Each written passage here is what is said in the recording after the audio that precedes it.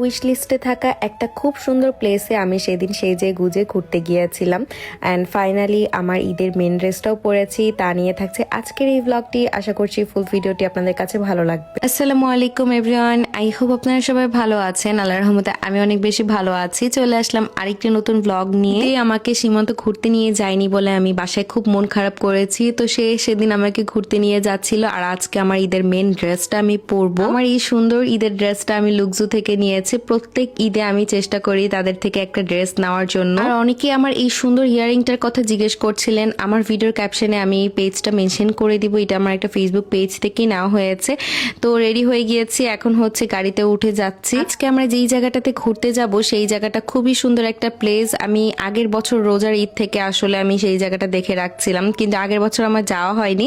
তো এই বছর আসলে আমি সেখানে যাচ্ছি। দুজনে মিলে গান শুনতে শুনতে চলে যাচ্ছিলাম। আজকে আমরা যেখানে যাচ্ছি সেটা হচ্ছে টোকিওর সব থেকে ফেমাস একটা হোটেল। তো এই হোটেলটা টিকটকে এত বেশি ভাইরাল। আর যেতে যেতে আমরা গাড়িটা এক জায়গায় থামিয়েছিলাম, আর এখানে দাঁড়িয়ে আমরা দুজনে মিলে অনেকগুলো ছবি তুলে নিয়েছি, ভিডিও করেছি, যেহেতু আমি একটু ডে লাইটে ছবি তুলতে চাচ্ছিলাম। প্রত্যেক ঈদেই তাদের এত সুন্দর সুন্দর তারা কালেকশন বের করে, আর এই ড্রেসটা আমার এত পছন্দ হয়েছিল। বিশেষ করে আমার কালারটা খুবই পছন্দ হয়েছে, আর এই কালারটা না আসলে আমাকে অনেক বেশি মানায়। কাকতালীয় ভাবে ব্যাগটাও কিভাবে যেন আমার ড্রেসের সাথে ম্যাচিং হয়ে গিয়েছে। আপনারা অবশ্যই কমেন্ট করে জানাবেন সেদিনের লুকটা আমার কেমন হয়েছে। যারা আমার এই ড্রেসটা অনেক বেশি পছন্দ করেছেন, আমার ভিডিও ক্যাপশনে আমি অবশ্যই পেজটা ট্যাগ করে রাখবো, আপনারা সেখান থেকে দেখে নিতে পারবেন। আর আমাকে সীমান্তও সেদিন বলছিল আমাকে ড্রেসটা নাকি খুবই মানিয়েছে। এরপরে লোকেশন অনুযায়ী সেই হোটেলে চলে আসি, আর এটা একটা হোটেলের রেস্টুরেন্ট। আমরা আগে থেকে কোনো বুকিং বা কোনো কিছুই করে আসেনি, ডিরেক্টলি চলে এসেছিলাম। আর এখানে এতগুলো বিল্ডিং ছিল, কোন বিল্ডিং আসলে আমরা খুঁজে পাচ্ছিলাম না, তো ফাইনালি খুঁজে পেয়েছি। 31 ফ্লোরে হচ্ছে সেই রেস্টুরেন্টটা ছিল। আপনারা যদি লোকেশন জানতে চান আমি অবশ্যই কমেন্টে হচ্ছে পিন পোস্ট করে দিব। অনেকদিন পর দুজনে মিলে একসাথে কোথাও একটু বের হয়েছি সেই যে গুজে। ফার্স্টেই যে সীমান্ত সেখানকার ম্যানেজারের সাথে কথা বলে এন্ড আমাদেরকে একটা টেবিল দিয়ে দেয়। এখানে মেনলি রাতের ভিউটা দেখতে বেশি সুন্দর। আমরা অনেক তাড়াতাড়ি চলে এসেছিলাম। তো আমরা যেই ফার্স্টে হচ্ছে এখানে কেক আর হচ্ছে শেক অর্ডার করেছি।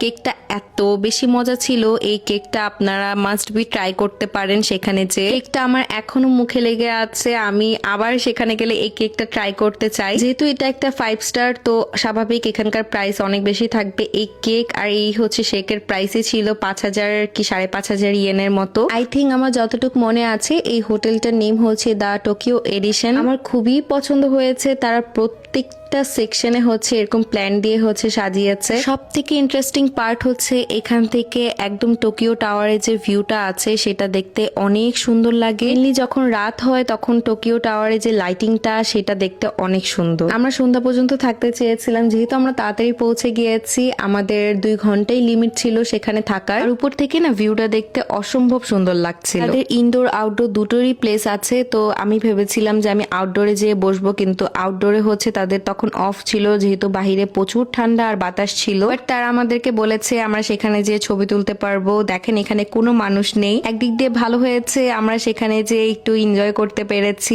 আর ভিউটাও দেখতে পেরেছি। মেনলি সামারের সময় হচ্ছে তারা আউটডোরটা হচ্ছে ওপেন রাখে, আর উইন্টারের সময় হচ্ছে তারা আউটডোরটা অফ রাখে। সব সময়ের মতো আমি এই সুন্দর সুন্দর জায়গাগুলো খুঁজে সীমান্তকে দেখাই, এন্ড সে আমাকে হচ্ছে ঘুরতে নিয়ে আসে। এত সুন্দর করে আমি সেজেছি, আর সুন্দর যদি একটা জায়গায় যে ছবি না তুলি তাহলে কি হয় বলেন তো। আমার হাজবেন্ডের সেদিন জব ছিল, সে আমার জন্য তার জব বন্ধ রেখে আমাকে ঘুরতে নিয়ে এসেছে। আমাকে যে এতটুকু প্রায়োরিটি সে দেয় এটাই অনেক বেশি। আমি আসলে তার কাছে যখন যেটা বলি বা যখন যেটা চাই তখন সেটার সাথে সাথে না দিতে পারলেও সে হচ্ছে পরে সেটা করার চেষ্টা করবে। সে আসলে সেটা মাথায় রাখে যে মন আমাকে এই কথাটা বলেছে। আসলে আন্ডারস্ট্যান্ডিং থাকাটা বেশি ইম্পর্টেন্ট দুজনের মধ্যে। যদি আপনার আন্ডারস্ট্যান্ডিং ভালো থাকে আপনার সম্পর্কটাও অনেক ভালো হবে। আলহামদুলিল্লাহ আমাদেরকে আল্লাহ অনেক অনেক ভালো রেখেছে। আমাদের জন্য অনেক বেশি দোয়া করবেন সবসময় যেন এইভাবেই থাকতে পারি। তো আজকের মতন আমাদের ঘোরাফেরা শেষ হয়ে গিয়েছিল, তো আমরা এখন বের হয়ে যাচ্ছি। পরে আমরা যখন পার্কিং এ এসেছি সীমান্ত বলছিল গাড়িটা দেখো, এটা হচ্ছে আমার স্বপ্নের গাড়ি। আসলে গাড়িটা সামনে থেকে দেখতে এত বেশি সুন্দর লাগছিল, মাশাআল্লাহ। তো কিছু তো আমি না চাইতেও পেয়ে গিয়েছি। ইনশাল্লাহ যদি কোনোদিন কপালে থাকে আমাদের এমন একটা গাড়ি হবে। আজকের ব্লগটি এখানেই শেষ করছি। সবাই ভালো থাকবেন, সুস্থ থাকবেন। আল্লাহ হাফেজ। দেখা হচ্ছে নেক্সট কোনো ব্লগে।